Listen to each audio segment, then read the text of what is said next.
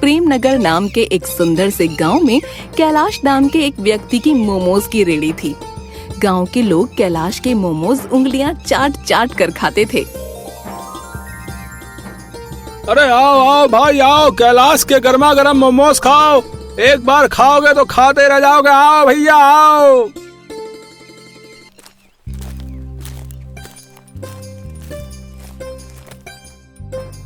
अरे कैलाश भाई, जल्दी से मेरे लिए एक प्लेट गर्मा गर्म मोमोज लगा दो। और हाँ, मेरी फेवरेट लाल चटनी देना मत भूलना, ठीक है? अरे हाँ भाई, क्यों नहीं। अरे लाल चटनी का क्या, हम तो तुमको हरी पीली नीली सभी प्रकार की चटनी खिलाए देंगे। हाँ। फिर कैलाश उस व्यक्ति को एक प्लेट मोमोज दे देता है और वो व्यक्ति बड़े ही चाव से मोमोज खाने लगता है। वाह वाह कैलाश भाई, तुम्हारे मोमोज का तो जवाब ही नहीं है। तुम्हारे मोमोज खाकर तो ऐसा लगता है जैसे मैं किसी और ही दुनिया में चला गया हूँ भैया। आहा। अरे भाई, ये तो आप सभी का प्यार और बड़प्पन है, वरना इस बाजार में और भी लोग मोमोज बनाते हैं।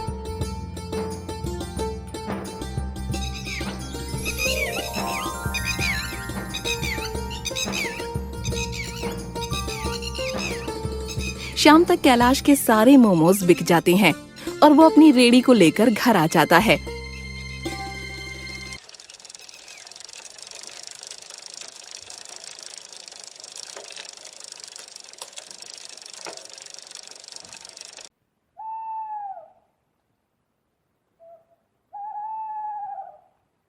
अरे रमा, ये सुरेश कहाँ गया? कहीं नजर नहीं आ रहा है। कैलाश इतना कह ही रहा होता है कि तभी वहाँ सुरेश आ जाता है। लो, शैतान का नाम लिया और शैतान हाजिर। क्यों रे सुरेश, कहाँ था तू इतनी देर से? ये कोई टाइम है घर आने का? अरे मेरी प्यारी माँ, मेरी इतनी चिंता काहे करती हो? अब मैं कोई छोटा बच्चा थोड़ी हूँ जो तुमसे पूछकर घर से बाहर जाऊँ और तुम्हारे कहने पर घर के अंदर आऊँ। सुरेश, ये कोई तरीका है अपनी माँ से बात करने का? रमा, ये सब तुम्हारा ही किया धरा है। अगर तुम इसे सर पर न चढ़ाती तो आज ये ऐसा ना होता। पिताजी, मेरे सभी दोस्तों के पास बाइक है, मुझे भी एक नई बाइक ला कर दो, नहीं तो मैं घर छोड़कर चला जाऊंगा। अरे पिछले महीने ही तो तुझे मोबाइल दिलाया था और अब तुझे बाइक चाहिए? दिन भर बस अपने आवारा दोस्तों के साथ घूमता रहता है। अरे कभी मेरे साथ मेरे काम में हाथ भी बटा लिया कर। क्या मैं उस फुटपाथ पर मोमोज बेचूं? ऐसा मैं हरगिज नहीं करूंगा। और हाँ पिताजी, अगर आप मुझे बाइक नहीं दिलाएंगे ना तो मैं घर छोड़कर चला जाऊंगा। हाँ, निकल जा मेरे घर से। और हाँ, दोबारा इस घर में कदम मत रखना, नहीं तो तुझे पंखे से लटका कर मारूंगा। कैलाश की ये बात सुनकर सुरेश गुस्से में घर से निकल जाता है।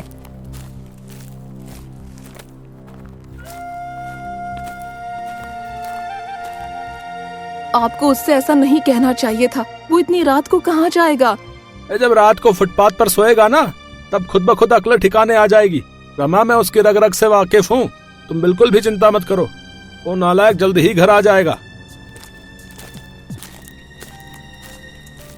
इतनी रात को मैं कहाँ जाऊंगा? अगर कहीं मुझे किसी भूत ने पकड़ लिया तो मेरी तो पैंट ही गीली हो जाएगी। सुरेश रास्ते से जा ही रहा होता है कि तभी एक काले रंग का कुत्ता उसके पीछे पड़ जाता है।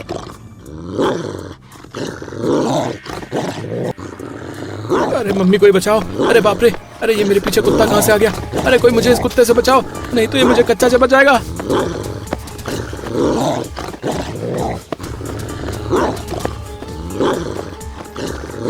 फिर भागते भागते सुरेश एक बहुत बड़े गड्ढे में गिर जाता है। अरे यार, अब मैं ये कौन सी नई मुसीबत में फंस गया। अब मुझे इस गड्ढे से कौन निकालेगा? लगता है आज सारी मुसीबत मुझ पर ही आ पड़ी है। फिर सुरेश जोर जोर से मदद की पुकार लगाने लगता है। अरे कोई है? अरे कोई मुझे इस गड्ढे से बाहर निकालो। अरे अंदर बहुत मच्छर काट रहे हैं यार। अरे कोई बचाओ।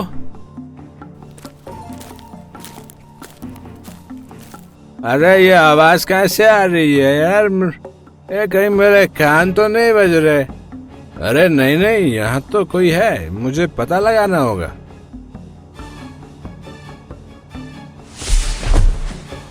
अरे मेरी आँखों को इतना बड़ा गड्ढा नहीं दिखा।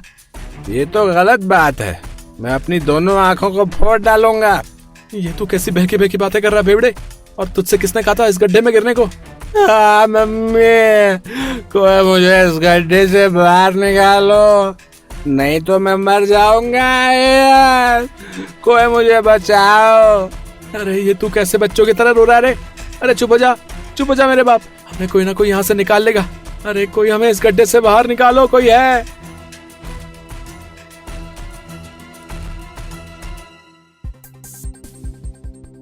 रात के समय दरोगा जी अपने घर जा रहे होते हैं कि तभी उनके कान में सुरेश की आवाज टकराती है और वो हवलदार तावड़े से कहते हैं, अरे तावड़े, ये आवाज कहाँ से आ रही है? लगता है कोई मदद के लिए पुकार रहा है। और तभी उन दोनों को एक बड़ा सा गड्ढा दिखाई देता है। साहब जी, ये आवाज शायद उस गड्ढे से आ रही है, हमें उसके पास जाकर देखना चाहिए।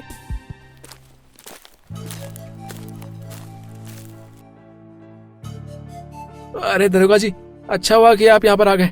कृपा करके हमें इस गड्ढे से बाहर निकालिए। फिर दरोगा उन दोनों को गड्ढे से बाहर निकालता है। तुम दोनों इतनी रात को यहाँ क्या कर रहे थे और तुम इस गड्ढे में कैसे गिर गए? फिर सुरेश ने दरोगा जी को गड्ढे वाली सारी बात बताई। अच्छा तो ये बात है। सुरेश, अब तुम अपने घर जाओ। दरोगा जी, मुझे भी अपने घर जाना है। क्या आप मुझे अपने घर पर छोड़ देंगे? आपकी बड़ी मेहरबानी होगी। मैं तुझे घर नहीं, सीधे थाने ले जाऊंगा। इतनी रात को शराब पीता है? तेरी मरम्मत तो अब थाने में ही होगी बच्चू, चल। फिर दरोगा उस बेवड़े को पकड़कर थाने ले जाता है। अब इससे पहले कि कोई और मुसीबत आ जाए, मुझे अपने घर चलना चाहिए।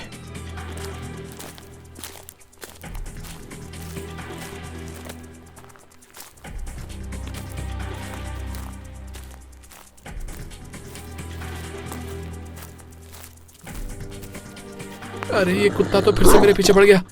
अरे भागो, अरे कोई बचाओ मुझे इस कुत्ते से।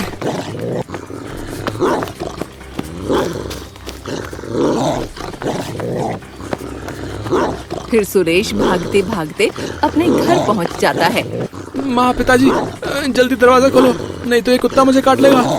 सुरेश की आवाज सुनकर रमा और कैलाश आते हैं और घर का दरवाजा खोलते हैं। अरे क्या हुआ सुरेश, तो इतना हाफ क्यों रहा है? आखिर बात क्या है? अरे माँ, मेरे पीछे एक काला कुत्ता पड़ गया था, मुझे जल्दी घर के अंदर छुपा लो, नहीं तो वो कुत्ता मुझे काट लेगा। हम तुझे घर के अंदर तभी आने देंगे जब तू मेरे साथ मेरे काम में हाथ बटाएगा। हाँ ठीक है पिताजी, कल से मैं आपके साथ मोमोज की रेडी लगाऊंगा और मैं आपको भी कभी परेशान नहीं करूंगा। सुरेश की ये बात सुनकर कैलाश बहुत ही ज्यादा खुश हो जाता है।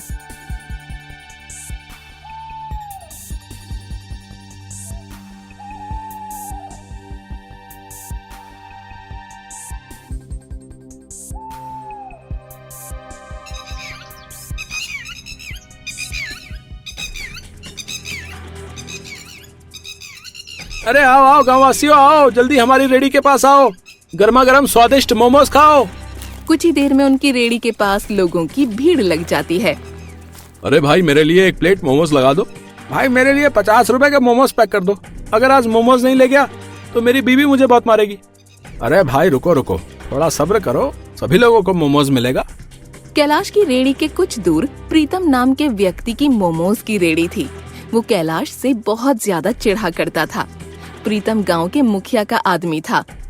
पता नहीं ये कैलाश अपने मोमोज में क्या डालता है। जब से इसने यहाँ मोमोज की रेडी लगानी शुरू की है, तब से मेरा एक भी मोमोज नहीं बिका।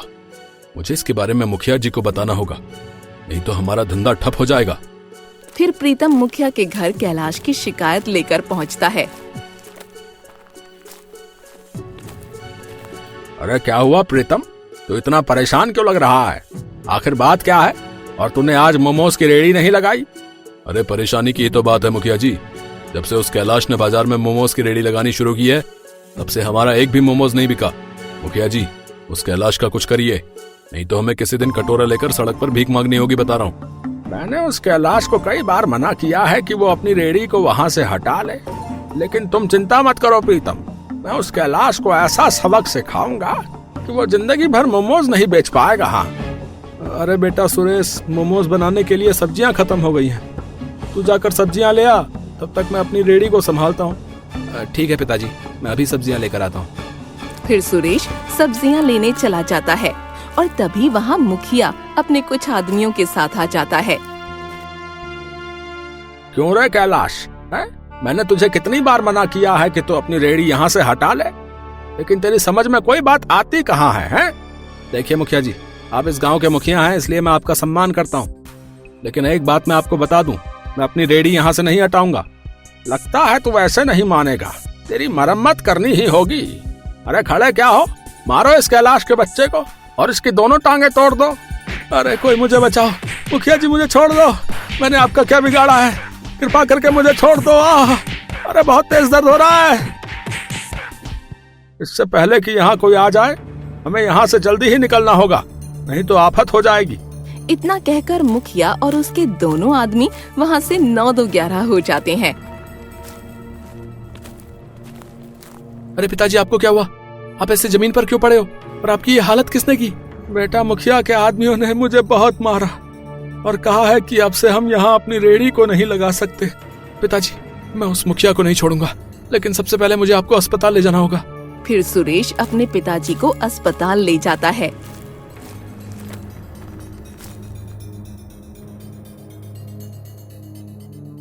देखिए, आपके पिताजी 1-2 महीनों तक चल नहीं सकते। उनके पैरों में गहरी चोट आई है। बेहतर होगा कि वो 1-2 महीने घर पर ही आराम करें। फिर सुरेश अपने पिताजी को लेकर अपने घर आ जाता है। अरे सुरेश, ये तेरे पिताजी को क्या हुआ? माँ, ये सब कुछ उस मुखिया का किया धरा है। मैं उसकी शिकायत दरोगा जी से करूंगा। मैं उस मुखिया को छोड़ूंगा नहीं। बेटा, अभी हम उस मुखिया का कुछ नहीं कर सकते। हमारे पास उसके खिलाफ कोई ठोस सबूत नहीं है। अगर हमने उसकी शिकायत दरोगा जी से की तो वो हम पर विश्वास नहीं करेंगे। तुम ठीक कहती हो माँ। पहले हमें उसके खिलाफ कोई ठोस सबूत ढूंढना होगा, तभी हम उसको सजा दिला सकेंगे।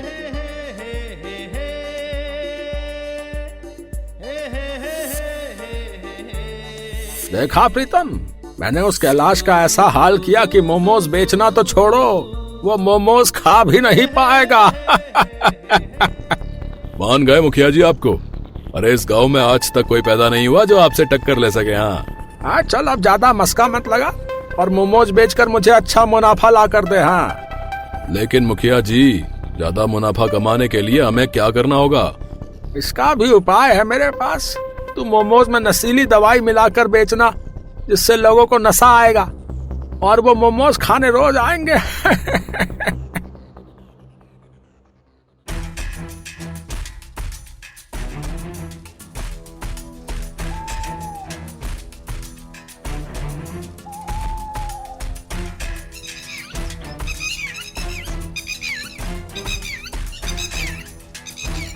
अगले दिन प्रीतम मोमोज की रेड़ी लेकर बीच बाजार में पहुंचता है और आवाज लगाते हुए कहता है, अरे आओ आओ भाई, स्वादिष्ट स्वादिष्ट मोमोज खाओ। प्रीतम के स्पेशल चिकन मोमोज। क्या चिकन मोमोज? भाई, इसका नाम तो मैंने आज तक नहीं सुना। ऐसा करता हूँ, एक बार इस प्रीतम के चिकन मोमोज खाकर देखता हूँ। भाई, मेरे लिए 1 प्लेट चिकन मोमोज लगा दो। मैं भी तो देखूं तुम्हारे मोमोज में आखिर दम है भी कि नहीं। अरे भैया जी, अगर आपने मेरे एक बार चिकन मोमोज खा लिए ना तो रोज रोज खाने आओगे। हाँ। फिर प्रीतम उस व्यक्ति को 1 प्लेट नशीली दवाई वाले चिकन मोमोज खाने के लिए देता है।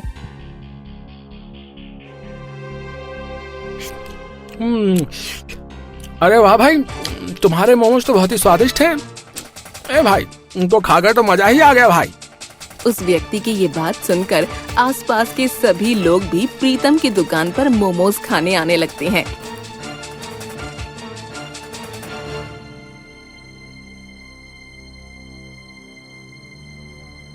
शाम तक प्रीतम के सारे मोमोज बिक जाते हैं।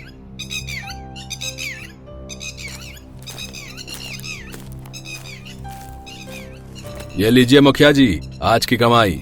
आज तो हमें दुगना मुनाफा हुआ है। हाँ, कैसी लगी मेरी तरकीब? अब तू रोज मोमोज में नशीली दवाई मिलाकर बेचना, जिससे हमारा मुनाफा दुगना से तिगुना हो जाए।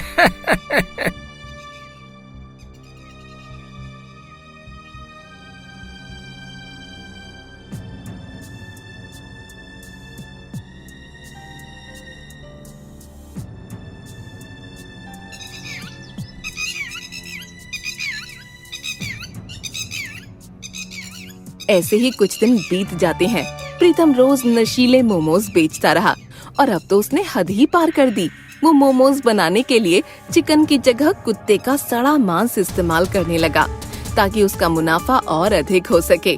फिर एक दिन, मेरे पेट में बहुत तेज दर्द हो रहा है। अरे कोई बचाओ, मैं और दर्द सहन नहीं कर सकता। अरे क्या हुआ तुम्हें भैया? अरे भैया, जल्दी ही हमें इसे अस्पताल ले जाना होगा, नहीं तो ये यहीं पर अपना दम तोड़ देगा। फिर कुछ लोग उस व्यक्ति को अस्पताल में भर्ती करा देते हैं। धीरे धीरे गांव के अधिकतर लोगों की तबीयत खराब हो जाती है और ये बात सुरेश के कानों तक भी पहुंच जाती है। अरे माँ, तुम्हें पता है गांव के अधिकतर लोग बीमार हो गए हैं। हाँ बेटा, सुना तो मैंने भी है। पता नहीं इस कलयुग में आखिर कब क्या हो जाए। अगर गांव के सभी लोग बीमार हैं तो फिर हमें कुछ क्यों नहीं हुआ? इसके पीछे जरूर कोई ना कोई गड़बड़ है, मुझे पता लगाना ही होगा। फिर सुरेश बीमार व्यक्तियों की जानकारी लेने गांव के अस्पताल में पहुंच जाता है।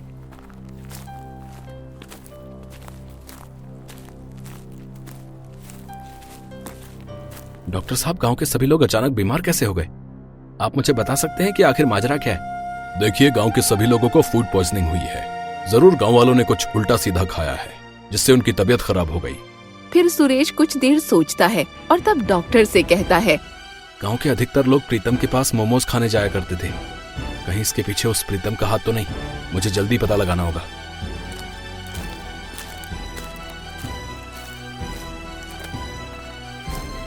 जैसे ही प्रीतम रोज की तरह मोमोज में नशीली दवाई और कुत्ते का मांस मिला रहा होता है, तभी सुरेश पीछे से अपने फोन में उसकी वीडियो बना लेता है और जाकर दरोगा जी को बता देता है।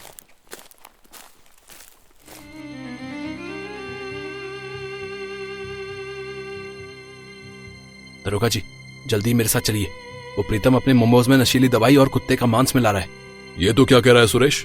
और हम तेरी बात पर कैसे विश्वास कर लें? आखिर तेरे पास क्या सबूत है? जब वो मोमोज में नशीली दवाई मिला रहा था तब मैंने अपने फोन में उसकी वीडियो बना ली थी। फिर सुरेश दरोगा जी को वो वीडियो दिखाता है। अरे ये सुरेश तो सही कह रहा है, हमें जल्द ही इस प्रीतम के बच्चे को पकड़ना होगा, नहीं तो ये गांव के सभी लोगों को बीमार कर देगा।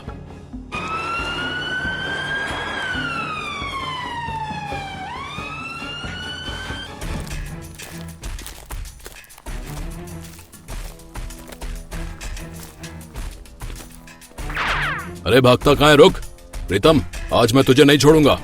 अरे नहीं नहीं दरोगा जी, मैं भाग थोड़ी रहा था, मैं तो बस जॉगिंग कर रहा था। अरे तेरी जॉगिंग तो अब मैं जेल में कराऊंगा। पहले ये बता कि तू इन मोमोज में आखिर मिलाता क्या है? कुछ भी तो नहीं दरोगा जी, जैसे मोमोज को बनाया जाता है मैं तो रोज वैसे ही मोमोज बनाता हूँ। ज्यादा शान पत्ती करने की जरूरत नहीं है, समझा? तू इन मोमोज में नशीली दवाइयाँ और कुत्ते का मांस मिलाता है। बेटा मेरे पास तेरे खिलाफ सबूत है, समझा? फिर दरोगा प्रीतम को वो वीडियो दिखाता है और उसकी सारी सिट्टी पिट्टी गुल हो जाती है। मुझे छोड़ दीजिए दरोगा जी, ये सब मुझे मुखिया जी ने करने के लिए कहा था, कृपा करके मुझे छोड़ दीजिए। ओह, तो ये सब मुखिया का किया धरा है। चल अब हमें उस मुखिया के घर ले चल। चल। फिर प्रीतम दरोगा जी को मुखिया के घर पर ले जाता है। अरे दरोगा जी, आप यहाँ? क्या बात है, आइए बैठिए, मैं अभी आपके लिए चाय पानी मंगवाता हूँ। चाय पानी बाद में पियेंगे मुखिया, पहले ये बता, क्या तू ही इस प्रीतम को मोमोज में नशीली दवाई मिलाने के लिए कहता था? अरे नहीं नहीं दरोगा जी, ये आप कैसी बातें कर रहे हैं? मैं तो इसको जानता भी नहीं। अरे नहीं दरोगा जी, ये मुखिया झूठ बोल रहा है। किसी ने मुझे मोमोज में नशीली दवाई मिलाने को कहा था ताकि इसका मुनाफा ज्यादा हो सके। गलती तो तुम दोनों की है, सजा तो तुम दोनों को बराबर मिलेगी। हवलदार, गिरफ्तार कर लो इन दोनों को। फिर दरोगा मुखिया और प्रीतम को पकड़ कर ले जाता है।